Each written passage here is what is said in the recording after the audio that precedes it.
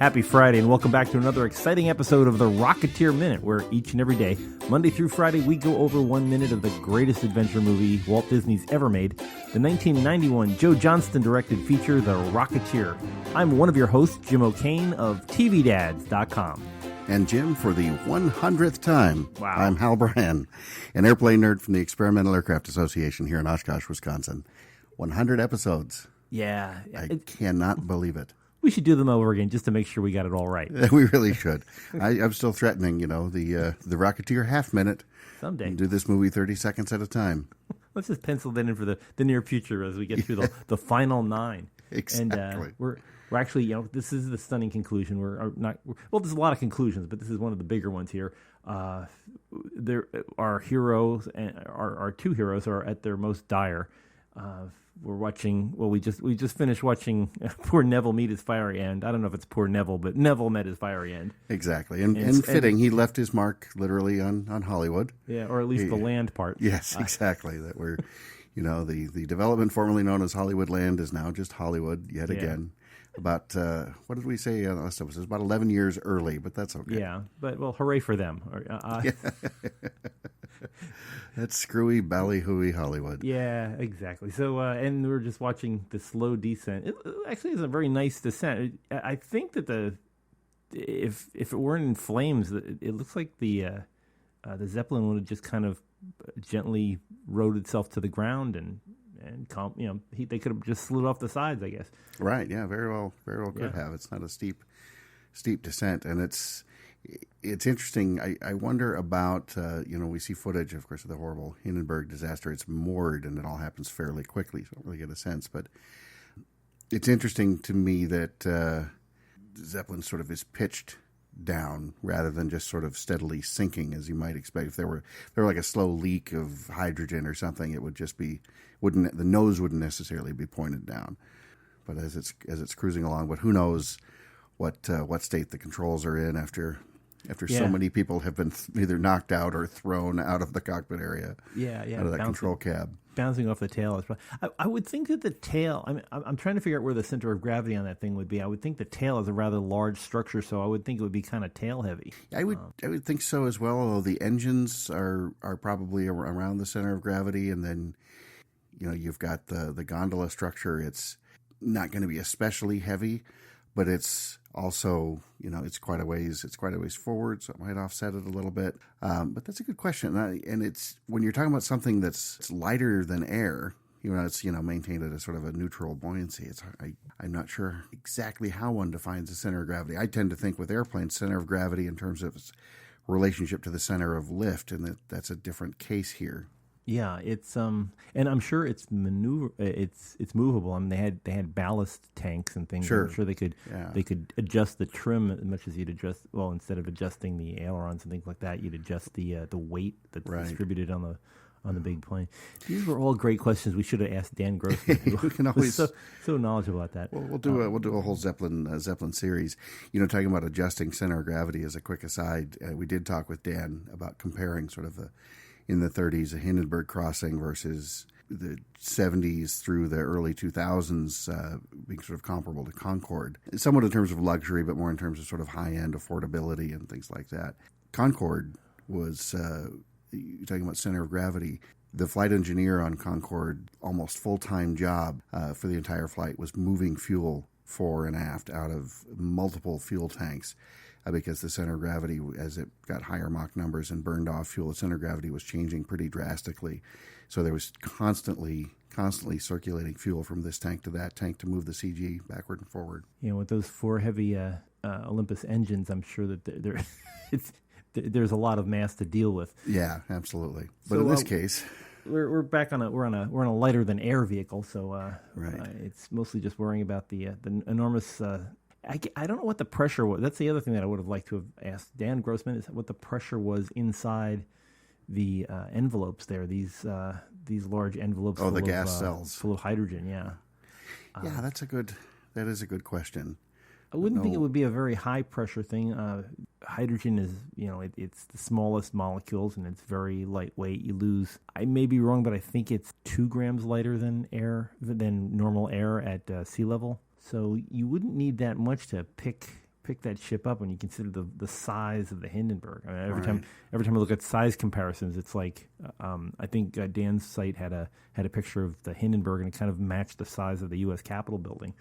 So that's a lot of volume. Yeah, it's tremendous volume. There's 16 cells there of gas, and the earlier Zeppelins used something, a very sort of weirdly poetically named piece of material called goldbeaters skin. And I've lost to memory the origin of that name, but it was basically sort of the membrane from a cow intestine, and that's what they used to keep the hydrogen or the hydrogen in these individual cells. Hindenburg was the first one to come along and use a cotton and gelatin mix. It was layers of cotton that were sealed to make, I want to say airtight, but technically hydrogen tight. I think more flexible, but also I think just a little bit less gross. I'm picturing Mr. Hindenburg sitting there over breakfast going, if we filled one of these sausages hydrogen. Yes. I've got an idea. So started building bacon and eggs biplanes, and then they made him go home and stop playing with his food. Right. We watch. There's 16, and they're numbered from the front to the back. So I guess judging that Cliff and Jenny seem to have come up hatch number 7. I guess there's one hatch for every two of these envelopes. So probably about right. This does reinforce the idea that I know can confuse some people, and we've been over it a little bit before. But your typical until very recently with the new Goodyear Zeppelins, but your typical Goodyear blimp that we've seen growing up is a single envelope, and you fill it with helium, and when you deflate it, it just collapses to the hangar floor like a balloon. Whereas the Zeppelin here has that rigid structure and has those 16 individual sort of bags of hydrogen inside. So you can go inside it, you can climb up through it. I can remember some people seeing this movie and saying, well, as soon as you open the hatch, all that hydrogen would leak out. And, that's totally fake and everything else. It's actually quite accurate. You did have crewmen walking along the top of the Zeppelin doing inspections. You had them walking out to the engine cars, working on them on site, all that kind of stuff. I was kind of wondering about just from a German point of view, the 7 there. Most of the 7s that I've ever seen in German literature and stuff usually have that bar through the have the line through them. Yeah, that's an interesting question. I always notice that in handwriting. In fact, it's a habit I pick up from time to time somehow, just because my printed writing is so terrible. Anything I can do to help differentiate a 7 from, say, a picture of a rabbit, will be better. But that's a good call. I wonder if that. I was actually looking at old stamps from the North German Confederation, which was a part of German history, and there are stamps which are 7 mark stamps. Okay. They have regular. The 7 looks pretty much like the 7 that you see on that hatch. Which, if memory serves, I can't remember who told us about this, but that was painted by Dave Stevens. That particular number, he decided to fill in his idle hours by filling in, doing some artwork on. He was an on-set painter, not credited in the credits, as we'll see next week. But that's a little piece of Dave Stevens' handiwork. That's very, very cool. We even though we're obsessing over the vehicles and things, I guess we have to acknowledge a pivotal moment in this with and that's Jenny telling Cliff that she loves him, and then with the embrace and the kiss when they don't think they're going to make it, but he still doesn't say it back. Yeah, he's not quite there yet. And what does it take? Yeah. You're on top of an exploding Zeppelin. This is Clifford. You've worked together and killed the villain, and yes, you're going all Flora Maxwell on me here. Exactly. Or no point in dating nobody after that, especially after the Zeppelin blew up. So I'm sorry that Billy isn't on today, because I just wondered how many takes was this. Yeah, I would like to sit him down and say, look, what's wrong with you? Yeah. Are you that, you're more scared of commitment than you are a Zeppelin exploding under your feet? Yeah, I don't want to be tied down. Yeah, exactly. And speaking of tied down, there's your segue. Okay, you get that segue points for this. Here comes Lothar. Yes. Still Lothar, up the side. Neville's most. I mean, this guy, if he doesn't get a bonus at his performance review, I don't know. Well, unfortunately, his supervisor is deceased, but he's just a man with a mission. When you lose your wrench, you pull out your. It would have been funny if he the way I would have written this, as he flipped out his switchblade, it would have turned into a giant comb, and then he would have thrown it away and reached into his pocket and then pulled out the the switchblade. That's how you write the scene. That's comedy gold right there, is what that But would have been. Joe Now, when he was Johnson holding did his it. comb, would he have looked into a nearby mirror and been about to comb it and then shrugged because he already looks perfect? Yes, Okay.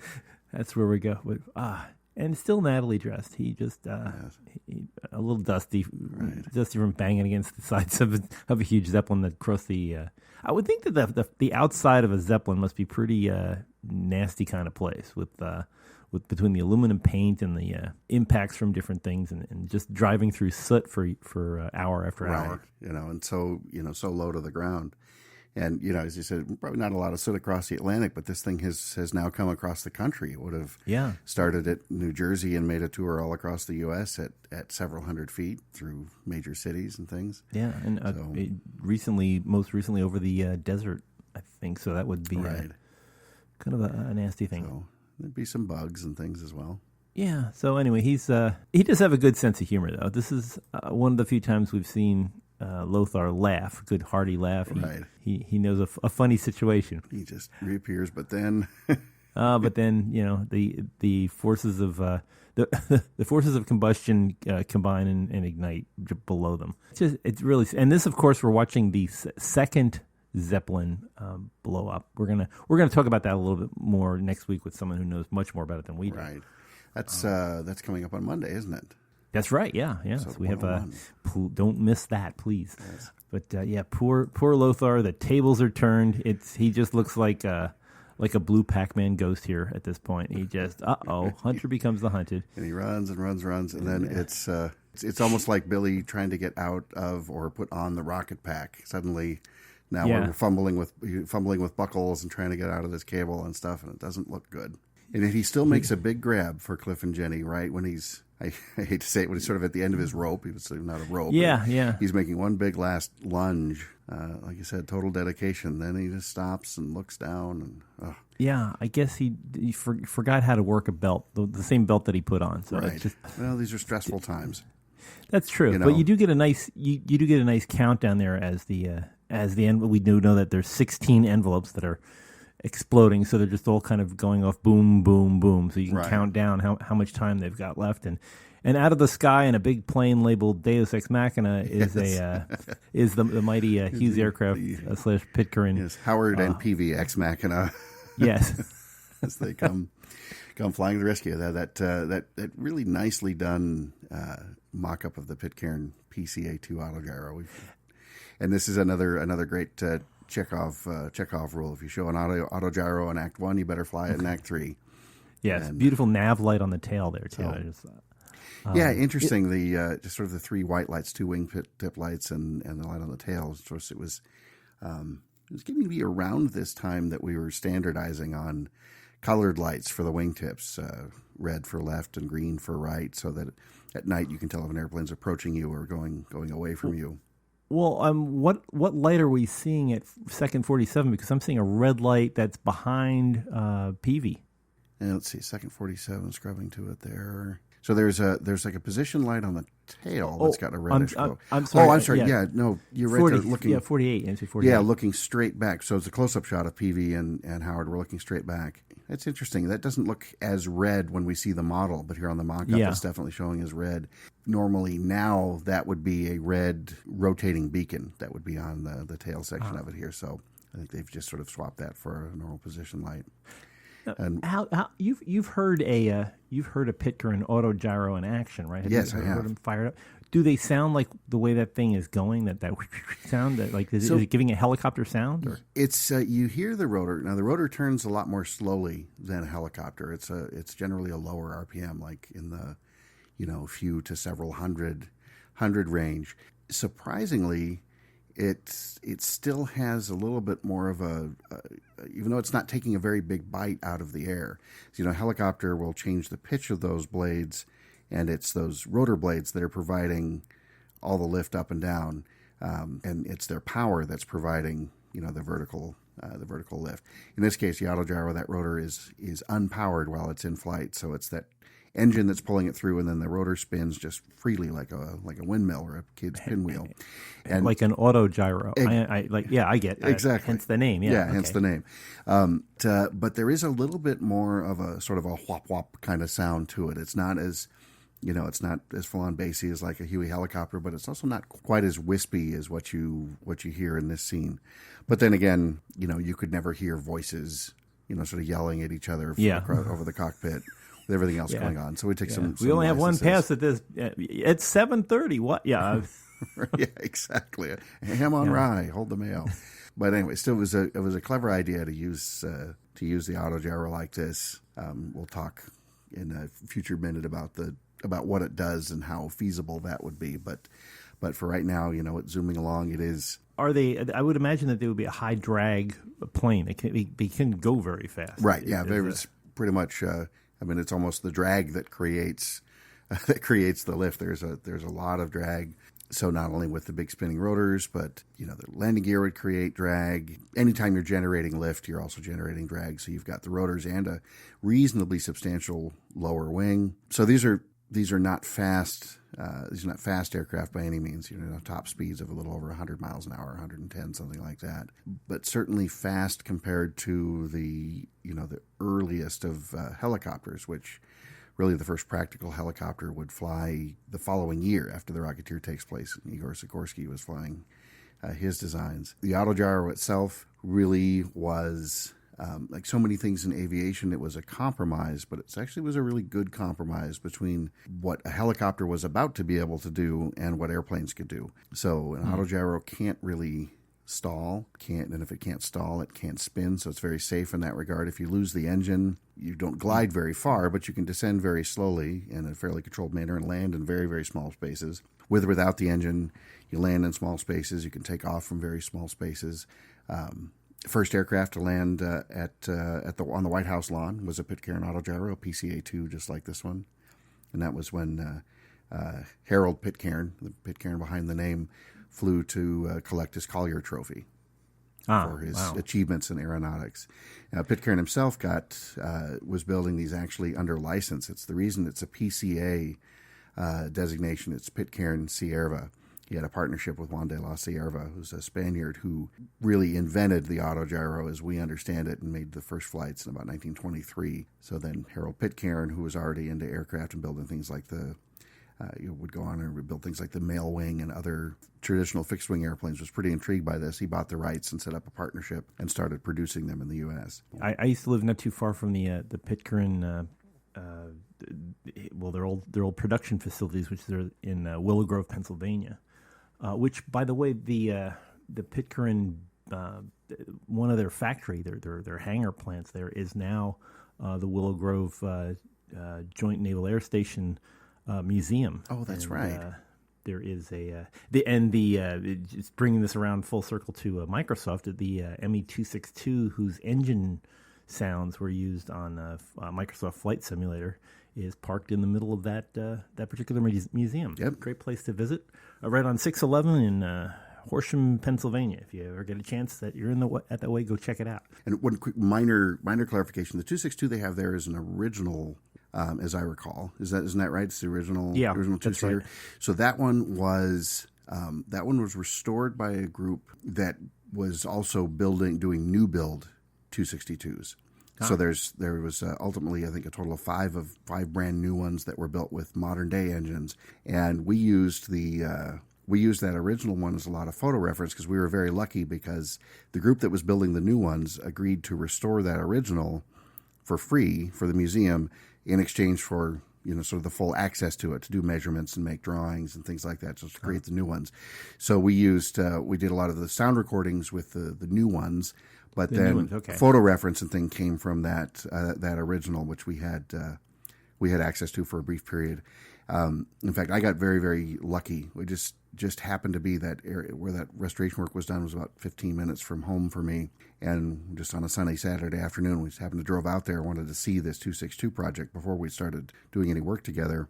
And just as we pulled up, that original 262 was being towed across the tarmac. And it was really the first time that an original Messerschmitt 262 had sort of moved on its wheels, especially outside at an airport in decades. We just happened to drive up and, it wasn't super exciting. It was just being towed, but it's still very cool to see the original one being moved over. And then going inside and, sort of talking and making friends helped lead to that partnership with the group that was building the new one. So we got all kinds of great reference there for the Combat Flight Sim series. Oh, it pays to be friendly. And it pays to show up when you're curious about something. That's true. Yeah. It's surprising what you get to see. I also did your version of Flight Simulator. Did you have an autogyro option? We never actually modeled an autogyro, and I think it's largely because of the return on investment kind of thing. It actually, the physics behind it are fairly complex. We would do helicopters that could do auto rotation with the engine off. So in theory, most of the pieces were there, but we never did model one ourselves. But that didn't stop the sort of third party add-on community from building all kinds of them. From sort of superficially, externally, they will fly, reasonably accurately, sort of under the hood, because we didn't really create a set of systems where people could say, the physics of it, make an autogyro. They're sort of cheating a bit. They're sort of taking a fixed-wing airplane and then animating a rotor and giving it a really, really low stall speed and things like that. But you can still get some of the effect of it. And of course, visually, some of the models that both the hobbyists and professional add-on makers out there were just gorgeous. So you can fly the Miss Champion, just like which is the one in our museum here in Oshkosh. I'm sure people have done the Detroit News, which is down at the Henry Ford Museum. That one has been on display at the Henry Ford Museum since 1933. It was just amazing. They flew it for the paper for a bit. It got a lot of great attention, and then said, "Yeah, we'll just put it in the museum." And it was prescient. It was forward thinking. It's a shame to see anything like that grounded for that long, but it beats. Well, let's put it in the back of the hangar and let it rot, and then 50 years from now, somebody will want it for a museum. Yeah, or what's left of it. Exactly. And speaking of which, there's about those are the 2 complete PCA2s that survive. There's sort of a 2.5 that survive in the Canada Aviation Museum. They have one that last I've heard was sort of a candidate for restoration, but it was mostly just sort of fuselage and wheels and things. Yeah, well, another great reason to visit Oshkosh. Exactly. We actually, I think we're the only place I know of where we have 2 Pitcairn autogyros. We've got the PCA-2, and then we have a Royal Air Force PA-39, which is a whole other interesting story in and of itself. A slightly smaller gyro without that wing, but still, a very recognizable aircraft. Wow. Well, I guess we're going to leave poor Lothar tethered to the object of his doom. Yes. As we watch Jenny and Cliff run to the tail and watching Howard and Ambrose, as we know, yes. Ambrose Peavy. Ambrose Peabody. Yes. Ambrose Peabody, Esquire.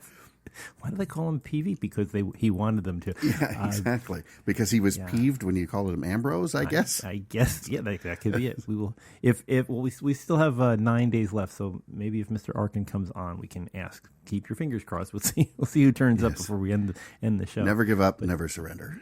Exactly. Oh, that's another. by Grabthar's hammer, anyway, by Lothar's hammer. What an autogyro! Yes. Wow. Well, let's park it all here until next week. Please do come back because we have a fantastic guest on Monday, and I can assure you will be very interested in what the guest has to say about how this all went down. Or went up in flames, I guess. But we'll pick that up after the weekend's over. For those of you who'd like to reach out to us on social media, you know all the places: Twitter, Rocketeer Minute, Facebook, facebook.com/Rocketeer Minute, the big site, rocketeerminute.com. Sign up for the last week or two of getting this subscribed and sent to you. And who knows? We may even have some more episodes after this show is over. I'm not gonna promise that'll never happen, but we'll see. We'll keep stay tuned and stay subscribed on iTunes or on Google Play. But right now we'll wrap it up for the weekend. Check out our Twitter feed. We always have some interesting pictures on the weekend of behind the scenes action, different things that our different Finhead friends send us. But we'll pick it up here next Monday on the Rocketeer Minute. So until next time, over and out.